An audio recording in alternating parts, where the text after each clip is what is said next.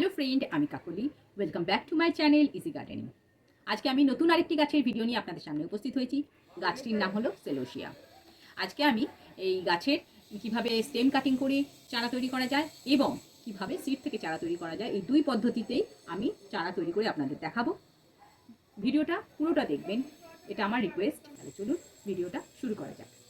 এখানে যেগুলো দেখা যাচ্ছে এগুলো হচ্ছে সেলোসিয়া। আমার তিনটে কালারের এখানে দেখতে পাচ্ছেন, একটা ইয়েলো, একটা এই যে রানি এবং একটি হচ্ছে পিচ পিঙ্ক।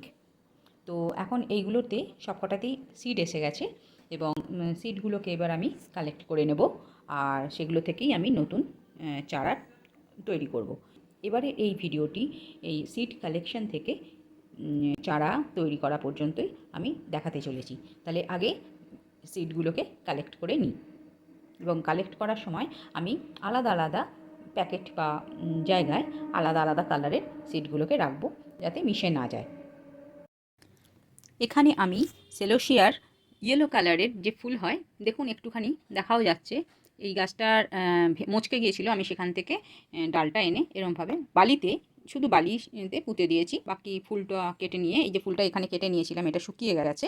তো আজকে আমি একটা জিনিস দেখাচ্ছি, সেটা হচ্ছে এর বীজ সংগ্রহ। দেখুন এটার মধ্যে এইগুলো হচ্ছে বীজ, এই যে কালো বড় যে কালোগুলো দেখতে পাচ্ছেন এগুলোই বীজ, এবং এই যে এখানে যে শুকনো হয়েছে নিচের দিকটা, আমি এটা দেখালে আপনারা ভালো করে বুঝতে পারবেন। দেখুন ওপরের দিকে না, ওপরের দিকে হচ্ছে কচি, আর নিচের দিকটা একটু পুরনো হয়েছে। এই যে এইখানটা এই দেখছেন কালো, এইটাই হচ্ছে বীজ। এখানে বীজ আছে দেখবেন, এখন আমি নাড়া দিলেই এটা এক্ষুনি এই যে পড়ছে। এইগুলো হচ্ছে বীজ। এখানে রয়েছে পুরনোটা, পুরনোটা দেখলেই বুঝতে পারছেন, একটু নাড়া দিলেই বেরিয়ে আসছে।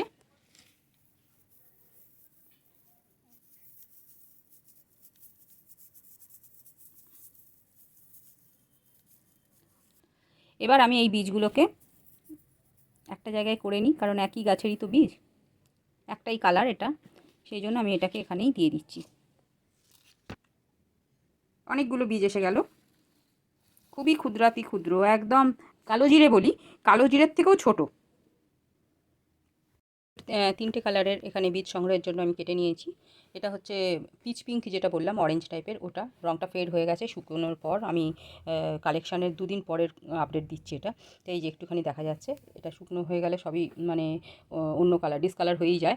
এটা হচ্ছে রানি কালারটা, সেটাও ডিসকালার হয়ে এখন এই কালার এসছে। আর এটা তো ইয়েলোটা, বীজটা আমি সংগ্রহ করে নিয়েছি। এই যে ইয়েলোর ফুলের এটা এখানে রয়েছে। তো এবার আমি এগুলোকে এখন হাওয়াতে আগে কিছুদিন শুকনো হতে দেবো, তারপরে আমি প্যাকেটবন্দি করব। আমি এখানে একটা 4 ইঞ্চির টব নিয়ে নিয়েছি। টবটাকে আমি এরকম টব ভাঙা দিয়েই আবার হোলটাকে চাপা দিয়ে নিয়েছি। আর এখানে মিশিয়ে নিয়েছি এই যে কোকোপিট আর মাটি, গার্ডেন সয়েল। মানে এটা আমার একটা টবে মাটি ছিল, সেই মাটিটাই অল্প একটু নিয়ে এটার সঙ্গে আমি মিশিয়ে নিয়েছি, কোকোপিটের সঙ্গে আর কিছুই দিইনি। এবার আমি এটা এর মধ্যে দিয়ে দিচ্ছি। একটুখানি আমি আলাদা করে রাখছি, যাতে উপর দিয়ে একটুখানি হালকা চাপা দিয়ে দেবো। এবার আমি এটাকে, পুরো টবটাকে আমি ভর্তি করিনি, হাফের মতো, এই টবটাকেই হাফ মতো ভর্তি করেছি। এবার আমি ওই যে বীজগুলো আছে, বীজগুলো বেশ কয়েকটা দিয়ে দেবো। সব বীজগুলো দেবো না, বেশ কিছু বীজ আমি এখানে ছড়িয়ে দিচ্ছি।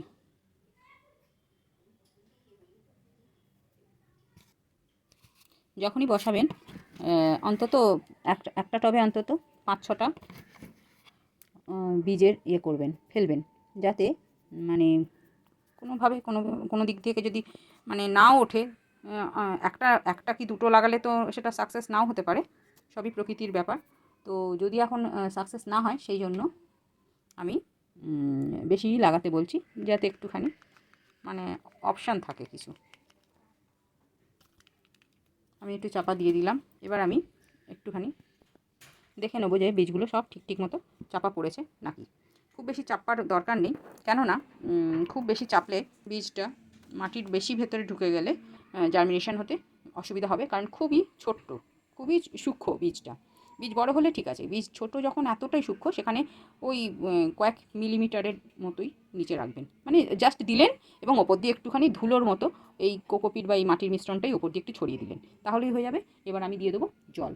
মানে খুব আস্তে করে একটা কাজ করতে পারেন, যদি তলা দিয়ে একটা বাটির মধ্যে ধরুন জল দিলেন, তার মধ্যে এই টবটা বসিয়ে দিলেন, তাহলে কী হবে, নিচে থেকে এই মাটিটা শোষণ করে করে এটা হবে।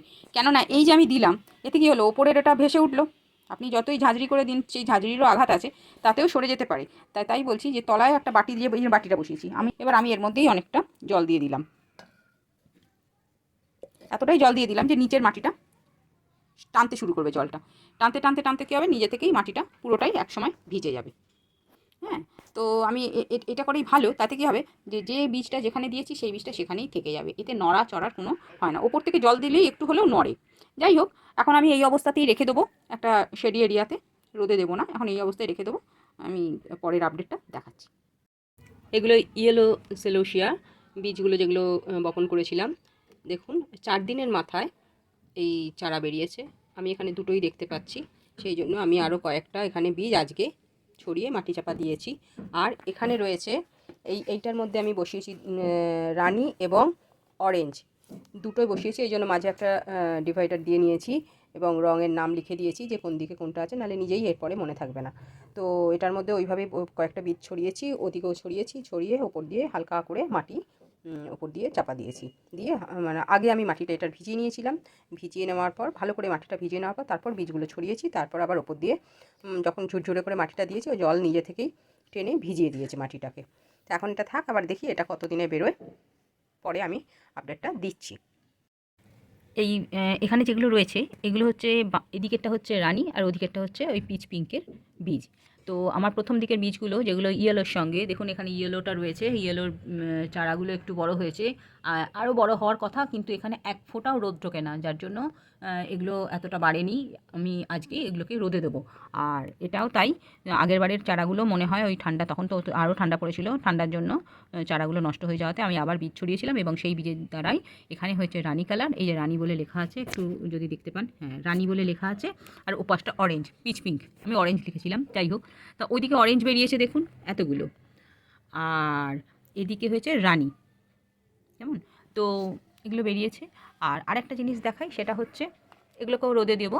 আর আরেকটা জিনিস হচ্ছে এই যে ইয়েলো কালারের আমি ডালটা ভেঙে মানে লাগিয়েছিলাম, সেটা আজকে দেখুন মানে কত ফুল এসছে, সেই গাছটার মধ্যে কত ফুল এসছে। আমি এটাকে আজকে তুলবো এবং এটাকে তুলে আমি মাটিতে লাগাবো।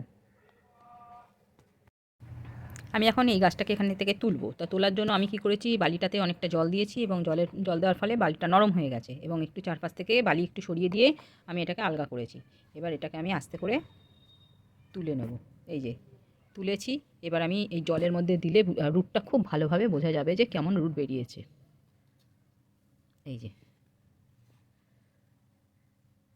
গাছটা একটু আরেকবার ভালো করে দেখিয়ে দিই, দেখুন কত ফুল এসছে গাছটাতে, ছোটো ছোটো পাতা এসছে। আর এই পাতাগুলো সেই পুরনো পাতাগুলো, এগুলো নষ্ট হয়ে গেছে, এগুলো আমি কেটে দেবো। আর এবার এই যে দেখুন ভালো করে রুটটা দেখাই। আচ্ছা, এবার আমি বসিয়ে দিচ্ছি।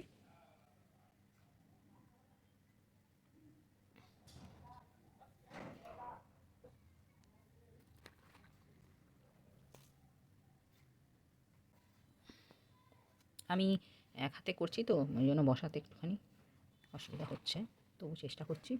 খুব বেশি চাপা চলবে না, কারণ রুটগুলো সবে সবে আমি তুললাম।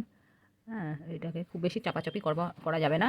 তবে আবার এমনও মানে আলগা রাখা যাবে না যে জল দেওয়ার সঙ্গে সঙ্গেই গাছটা হেলে গেল, এরমও না। হালকা হাতে একটুখানি, হালকা হাতে হালকা চাপ। এই যে এবার এই জল দিলেই, আপনারা জানেন জল দিলেই জলটা মাটির সঙ্গে মিশে একটার সঙ্গে আরেকটা মাটিকে আটকে রাখতে হেল্প করবে। তাহলে এই হয়ে গেল বসানো। এবার আমি এই গাছের পাতাগুলো, এগুলো আমি কেটে দিচ্ছি, কেটে দিলাম। এই পাতাটাকেও কেটে দিই, কারণ এটা শুকনো মতো হয়ে গেছে। এই আমার বসানো হয়ে গেল। ব্যাস, এবার আমি এটাকে 2 দিন ঘরে রাখবো। 2 দিন ঘরে রাখার পর, মানে শেডের তলায় রাখবো, রাখার পর এটাকে আমি রোদে দিয়ে দেবো। হ্যাঁ, এটাতে একটুখানি এবার জলটা দিয়ে দেবো।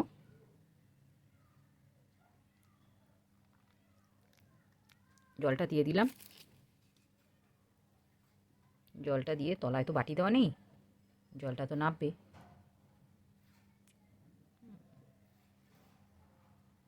জলটা সুন্দর নেমে যাচ্ছে, মাটিটা তার মানে ওয়েল ড্রেন্ড আছে, তাহলে চিন্তার কিছু ব্যাপার নেই। এখন আমি আরও 2 দিন জল দেবো না, কারণ জলটা অতিরিক্ত। রয়েছে জলটা, কারণ এটা একদম শেডি এরিয়া থাকবে, জল উবে যাওয়ার সম্ভাবনাটা খুব কম, মানে খুব কম জলটা শুকোবে আর কি। কাজে জল থাকবে, জল থাকতে বেশি জল দেওয়ার প্রয়োজন নেই, তাহলে আবার গোড়াটা পচে যায়। ব্যাস এই ছিল, হয়ে গেল। যদি ভিডিওটা ভালো লেগে থাকে তাহলে প্লিজ একটা লাইক আশা রাখছি, আর শেয়ার অবশ্যই করবেন বন্ধুদের সঙ্গে, কমেন্ট করবেন অবশ্যই, তাতে আমরা আরও উৎসাহিত বোধ করি। আর নতুন বন্ধুরা সাবস্ক্রাইব করে নেবেন, পাশে থাকা বেল আইকন প্রেস করে নেবেন, তাতে আমার পাঠানো সমস্ত নোটিফিকেশান প্রথম আপনাদের ফোনে পৌঁছে যেতে পারবে। এরকম নতুন নতুন ভিডিও দেখার জন্য আমার পাশে থাকার জন্য অনুরোধ করব।